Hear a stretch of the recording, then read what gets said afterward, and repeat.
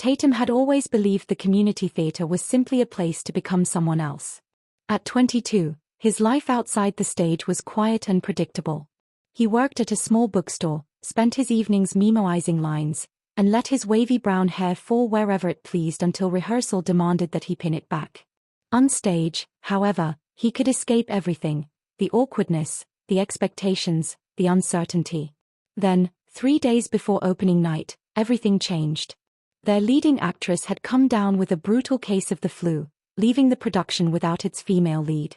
Lena, the sharp-eyed director, gathered everyone in the cramped green room and searched the faces around her. Her gaze stopped on Tatum. "Absolutely not," Tatum said before she could speak. Marcus, the props manager, laughed. "You haven't even heard the pitch." "I know the pitch." Lena folded her arms. "Tatum, you're the only person here who can step into the part this quickly. You already know half the blocking, and physically, you can make the character believable." He stared at her. "You want me to play a woman? I want you to save the production." There was a silence. Tatum looked around at the cast. Nobody was laughing.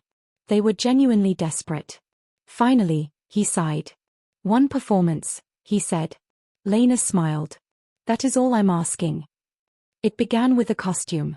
Sarah, the theater's costume designer, found a modest dress with pale trim and a shape that suited Tatum's slender build.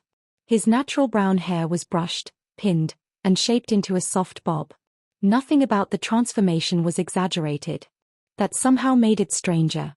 When Tatum finally looked into the mirror, he expected to see a ridiculous costume. Instead, he paused. The person staring back seemed unfamiliar, but not wrong. Rehearsal was even stranger. He expected every movement to feel artificial. Instead, the character seemed to settle over him effortlessly. Her posture, her expressions, even the rhythm of her speech came naturally. By the end of the first rehearsal, Tatum had forgotten to be embarrassed.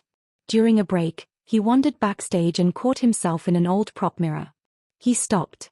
For the first time, wearing someone else's clothes didn't make him feel like he was pretending. It made him feel comfortable. The show went better than anyone expected. The audience laughed. The cast relaxed. The final applause seemed to last forever. Backstage, Lena hugged him. "You were extraordinary." Tatum laughed nervously. "I survived." "No," Lena said. "You belonged up there." She offered him another female role for the theater's next production. He accepted. Then another. And another. A Victorian drama gave him a sweeping gown and an elaborate pinned-up hairstyle. A contemporary comedy gave him a shimmering cocktail dress and loose waves falling over one shoulder. A romance gave him a flowing summer dress. A fantasy production wrapped him in layers of translucent fabric and long sleeves. Each character was different. Yet something about becoming them was always the same. Tatum felt lighter. Eventually, he stopped changing out of the costumes immediately after rehearsal. He began experimenting with softer clothes outside the theater.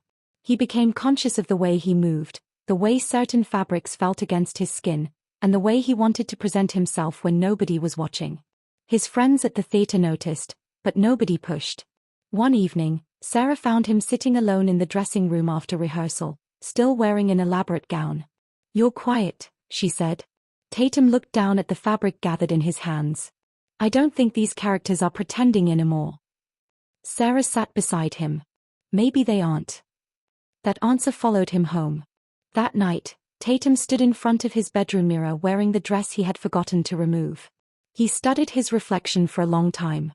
Then the realization came, not like lightning, but like a door quietly opening. The person in the mirror wasn't Tatum playing a woman. She was simply herself. The old name suddenly felt distant. Elo. The name arrived with a strange certainty. Elo. She whispered it once. Then again. And for the first time, she smiled at her reflection without wondering who she was supposed to be. The theater became more than a place where Elo performed. It became the first place where she had been allowed to discover herself. With Lena and Sarah's support, Elo began exploring her transition with qualified professionals. Hormone therapy followed, bringing gradual changes that aligned her appearance with the identity she had finally found words for. Her wardrobe changed too. The dresses and blouses that had once belonged to characters became ordinary parts of her life. Her brown hair grew longer, framing her face in the soft waves that had always been there. On stage, she continued performing. But something had changed. She no longer disappeared into female characters. She brought herself into them. Her first production after beginning her transition was a contemporary drama about a young woman rebuilding her life after years of living according to other people's expectations. On opening night, Elo stood behind the curtain, listening to the audience settle into their seats. 4 years, she'd stepped onto that stage to become somebody else. This time, she didn't need to. When the curtain rose, Elo walked into the light as herself. The first time Elo realized the theater had changed her, there was no audience to witness it. There were only the dressing room bulbs, humming faintly above the mirror, and the woman reflected beneath them. She wore a simple dress, nothing theatrical about it. Her brown hair fell around her face in soft layers, framing features that had once seemed strangely out of place whenever she looked at herself. Now they looked right. The woman in the mirror smiled. Not Tatum. Elo. 4 months. The theater had been teaching her something she had been too frightened to learn anywhere else. Every costume had been a doorway. Every character had revealed another piece of herself. What began as an emergency casting decision had quietly become a journey toward a life she had never known she wanted. The theater had stopped being somewhere Elo went to perform. It had become home. The cast accepted her without ceremony. Lena stopped introducing her as anything other than Elo. Sarah began keeping costume pieces aside whenever she thought they might suit her. Marcus, who had once joked about her being the perfect emergency replacement, now treated her as one of the most dependable performers in the company. Their next production was a musical revue. Elo stepped onto the stage in a glittering gown, the fabric catching every beam of light as she sang beneath the old theater's warm spotlights. Her voice wasn't perfect, but it was honest. Her movements carried a confidence that hadn't existed when she'd first stumbled into that emergency role. When the final note faded, the applause seemed to surround her. She closed her eyes. For once, she wasn't trying to become somebody. She was simply being Elo. Then came the mystery play. Her costume was almost the opposite of the extravagant gown, a fitted trench coat, blouse, skirt, and sensible shoes. Her brown hair was pulled into a practical ponytail. She played a sharp-minded detective investigating disappearances in a sleepy little town. During rehearsal, Marcus watched her piece together a complicated clue. "You've come a long way," he said. Elo glanced at him. "From what?" He smiled.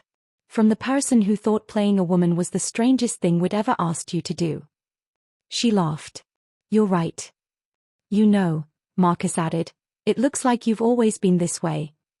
Elo's smile faded into something softer. "Maybe I have." The words stayed with her.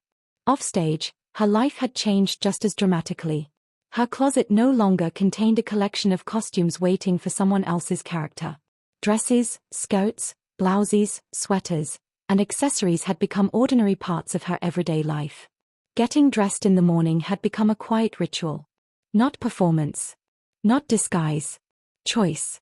She also began attending a local support group, where she met other transgender adults whose stories reminded her that there was no single correct way to become yourself.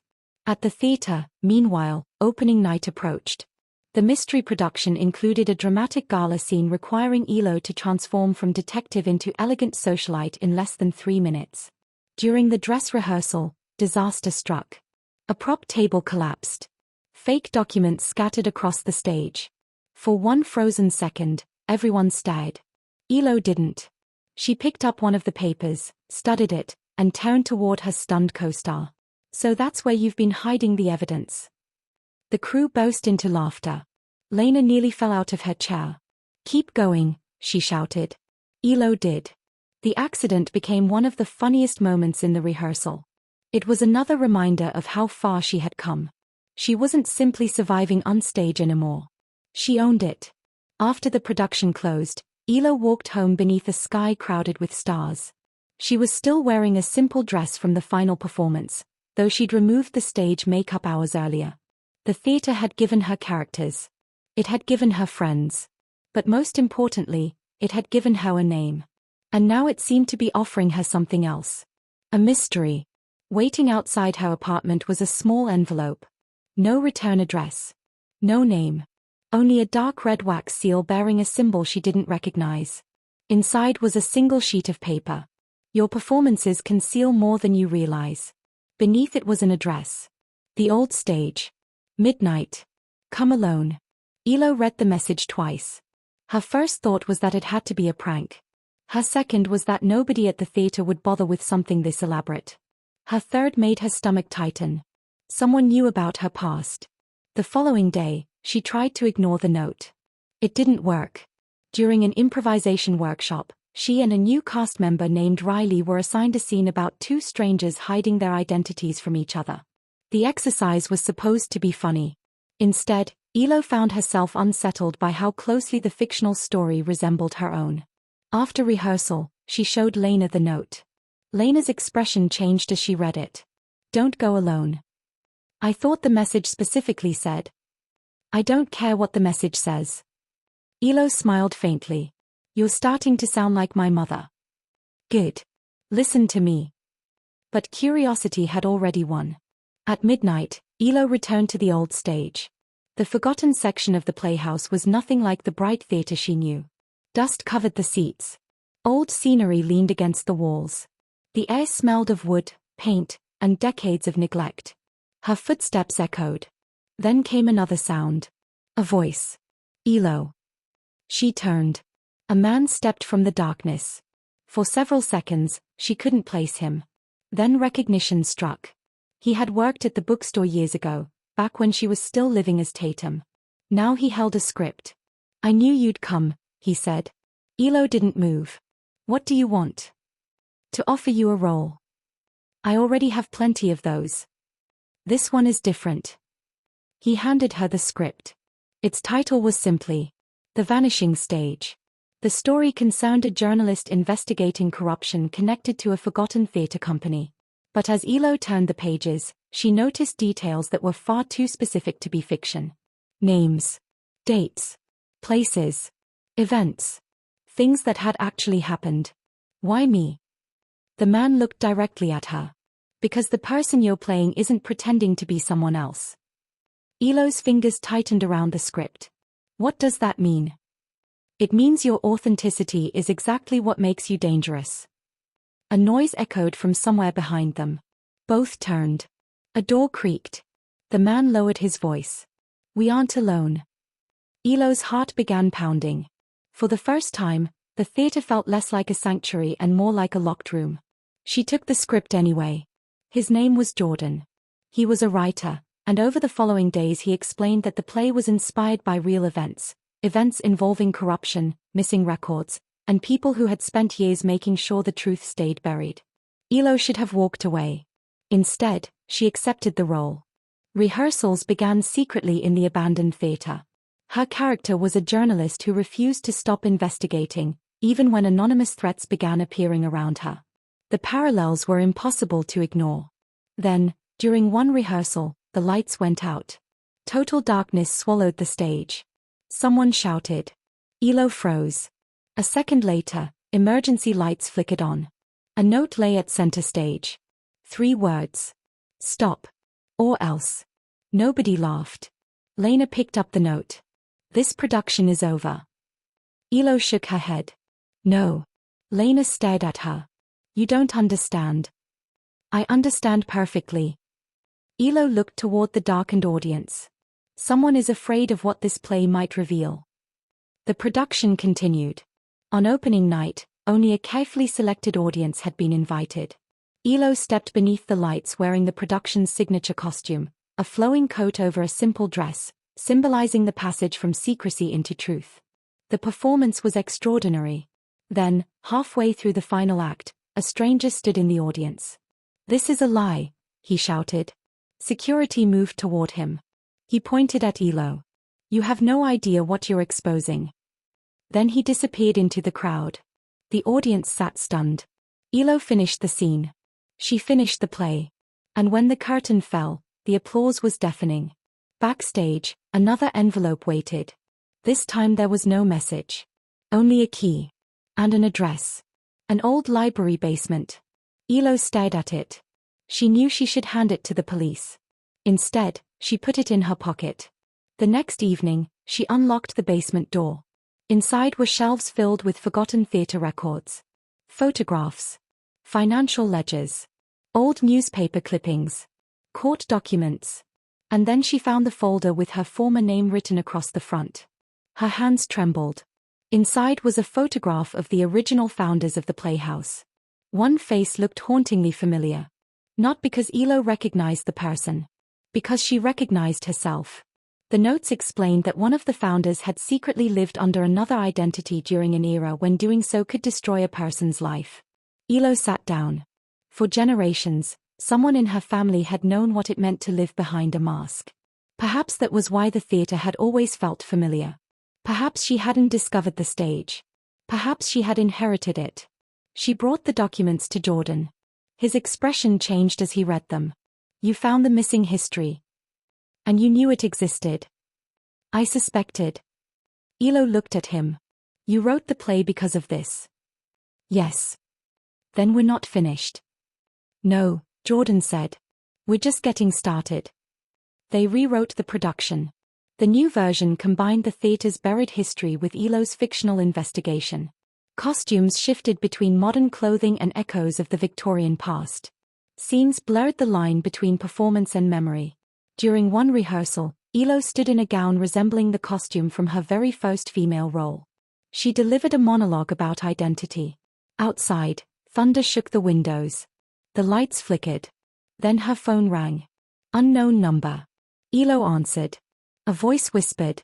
You've stirred up something that should have stayed buried. She hung up. Then she smiled. Because fear no longer controlled her. The expanded production opened at a larger venue. The audience was packed. Elo walked onto the stage beneath a single white spotlight. 4 years, she had entered theaters wearing someone else's clothes and speaking someone else's words. Tonight was different. The story belonged to her. The truth belonged to her. And when the final scene began, a stranger in the audience stood.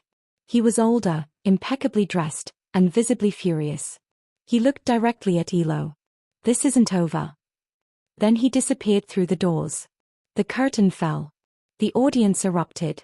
Elo stood motionless beneath the applause. She knew the mystery wasn't finished. Neither was her story.